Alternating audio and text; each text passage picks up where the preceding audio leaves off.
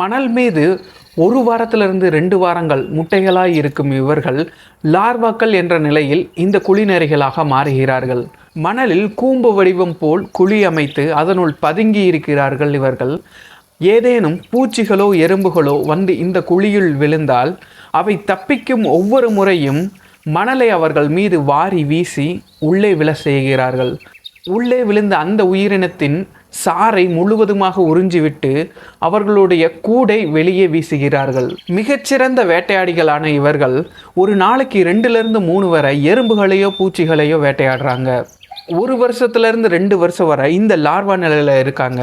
அதன் பின்னர் ஒரு மணல் பந்தை போல் பூப்பா நிலையை அடைகிறார்கள். இந்த நிலையில் 1 மாதம் முதல் 2 மாதங்கள் வரை இருக்காங்க. அதன் பின்னர் தும்பி போன்றதொரு தோற்றத்தை இவர்கள் எடுக்கிறார்கள்.